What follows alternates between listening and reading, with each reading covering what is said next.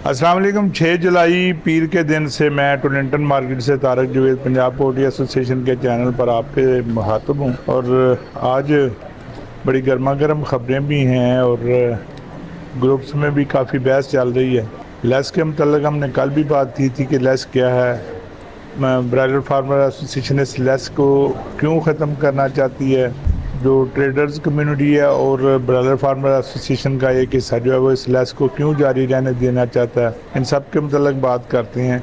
सबसे पहले तो मैं आपको बताऊं कि लेस एक वो हकीकत है जो ज़्यादा रेट निकाल के मार्केट से की पोजीशन से ज़्यादा रेट निकाल के वो पैदा की गई और उस पैदा करके उसे फिर मुख्तलिफ लोगों में या स्टेक होल्डर में तकसीम किया गया। तो लेस का कुछ हिस्सा जो है ना वो ट्रेडर्स के पास, ब्रोकर्स के पास, कुछ हिस्सा सप्लायर के पास, कुछ हिस्सा दुकानदारों को पहुंचता है और दुकानदारों से कुछ हिस्सा जो है ना आगे कंज्यूमर तक ट्रांसफ़र होता है।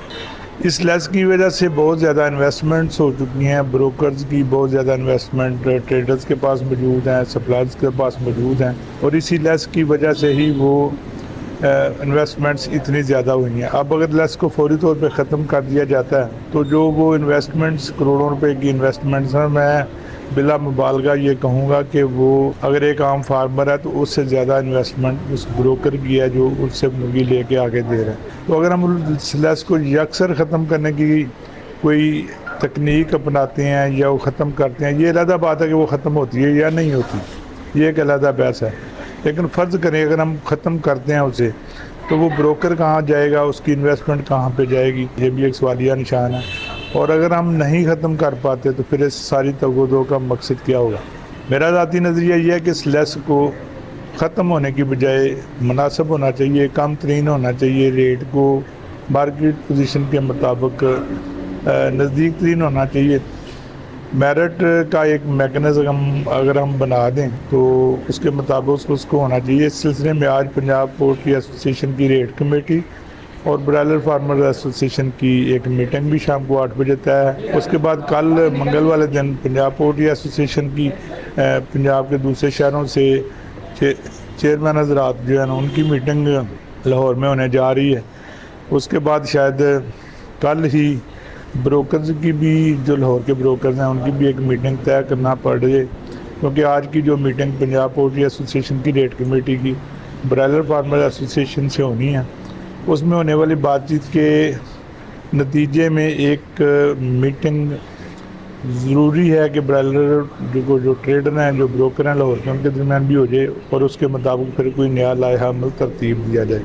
बेतहाशा और बेलगाम लेस जो है वो इंडस्ट्री को भी नुकसान दे रही है, वो ट्रेडर्स को भी नुकसान दे रही है, वो ब्रोकर्स को भी नुकसान दे रही है। इसका कोई मुनासिब तरीक़ाकार तय करना लाजमी है और इस सब तरीक़ाकार में एक चीज़ ये भी तय करना पड़ेगी कि जो एक गाड़ी वाला है उसकी कास्ट क्या आ रही है, क्योंकि अगर उसकी कास्ट को मद्देनज़र ना रखा गया और कोई फ़ैसला किया गया तो वो कभी भी कारगर साबित नहीं हो सकेगा। तो हम मिलजुल के आज इस पे बात करेंगे और इसके नतीजे में कल फिर बात करेंगे।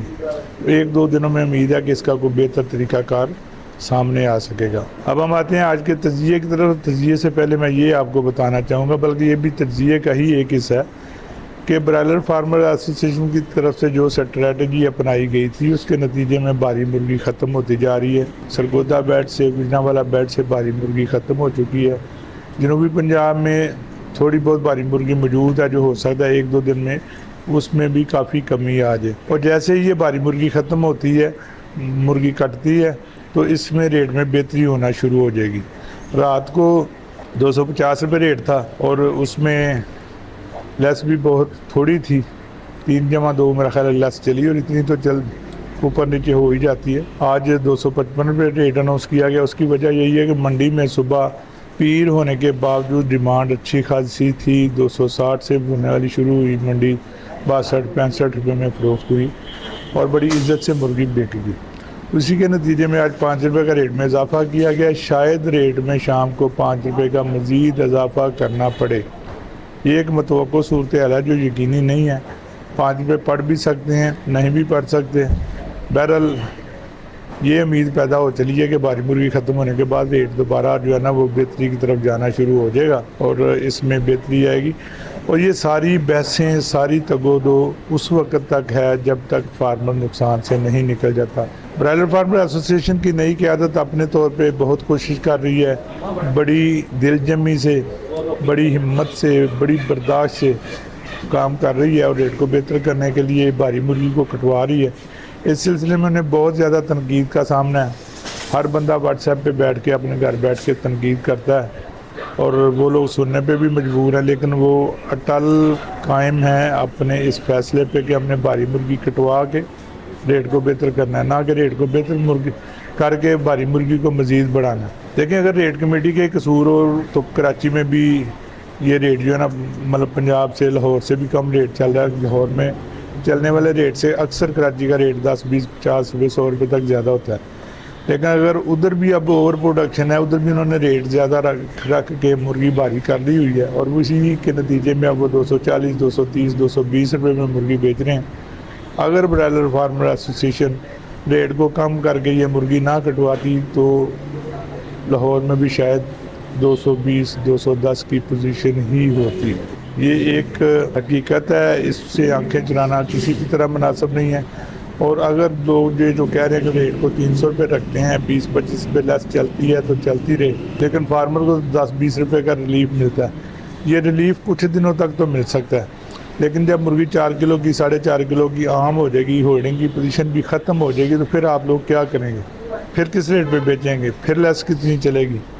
تو اس بات پہ بھی تھوڑا غور کریں، اور میں برائلر فارمر ایسوسی ایشن کو بھی آج یہی مشورہ دوں گا کہ وہ شدت پسندی کے ساتھ نہیں، اعتدال پسندی کے ساتھ کام کریں اور اس معاملے کو بہتر سے بہتر کرنے کی کوشش کریں۔ پنجاب پولٹری ایسوسی ایشن ہر وقت ان کے ساتھ کھڑی ہے اور فارمرز کی، انڈسٹری کی، ٹریڈرز کی بہتری کے لیے ان سے 2 قدم ہمیشہ آگے رہے گی۔ آج کی پوزیشن جو میں نے آپ کو بتائی ہے کہ کافی بہتر ہے، اس کی وجہ یہی ہے کہ سائیڈوں پہ، جہاں پہ لاہور میں چاروں طرف سے بھاری مرغی آ رہی تھی، 2 طرف سے بھاری مرغی آنا ختم ہو گئی ہے۔